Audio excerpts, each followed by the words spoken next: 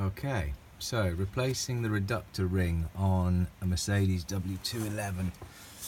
Bit of a nasty job, to be fair.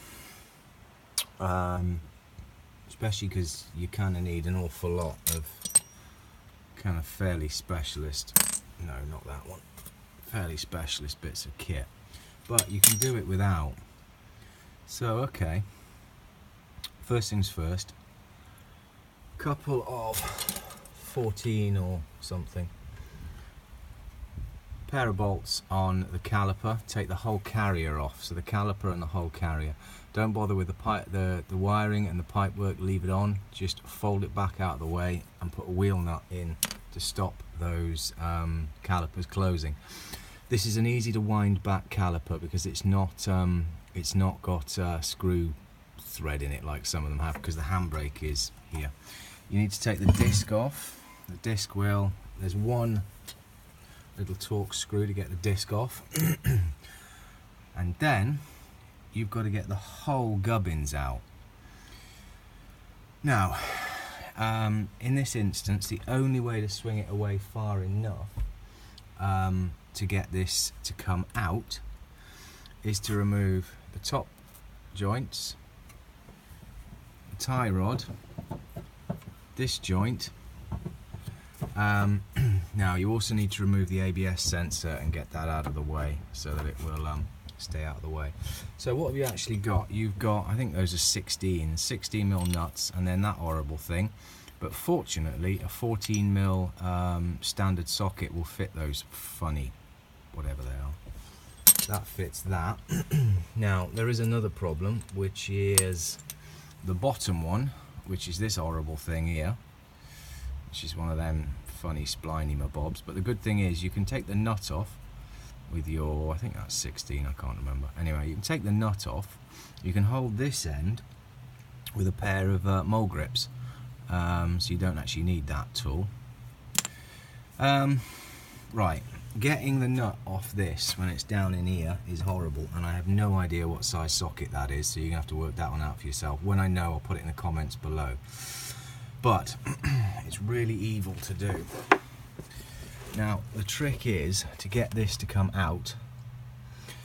You don't angle it that way downwards, you angle it upwards. Angle it upwards, up in the air, so it's the whole thing is coming up. You obviously pull this as far back away from you as you can, and then you come, do you see here, see this slot down here, you put it in there. Sorry, you put it in there. That's where, because it's, as you see, look, it's just not, so there's the easiest point. So you're gonna need to put some pressure on this to pull back to get it in, but and also what you need to do is to turn this to get yourself the most flexibility, because obviously it's a universal joint, but it's not continuous, so there will be areas where it will bend more than others, or, you know, can be bent more than others. In terms of getting the ring off, you're going to have no problem there, because the ring literally will probably be broken or fallen off. And then putting the new one on, you can just gently tap it on all the way around. It will go on, no problem. Clean it up with a bit of sandpaper like before you do, but clean it up, put it on. I don't know the torques of putting this back on. I'll come back to you in the comments if I do. It's an evil job. It really is an evil job. Your jacking points are nasty because you need to make sure you're not on any of the suspension. Obviously jack carefully. In this instance I've got a jack stand and a jack on the go. Other things that are nasty is that you're actually, these bolts that hold all the tie arms in, you're going to need to unscrew them the whole way. They don't just fall through. Tie rod, by the way, is 14 and 14, sorry, the anti-sway bar is 14 and 14 on that. But yeah, these don't just fall out even when the nut is off, and you can't very easily bang them out either, so what you have to do is unscrew them the whole way. Brutal job,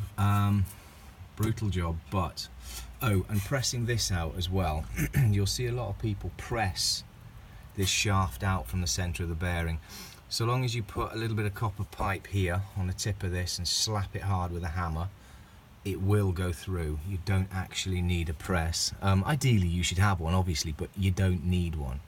And as soon as it gets in the hole there, get yourself an extension or something and just tap it through with that. once it's in there, because it is quite tight the whole way through.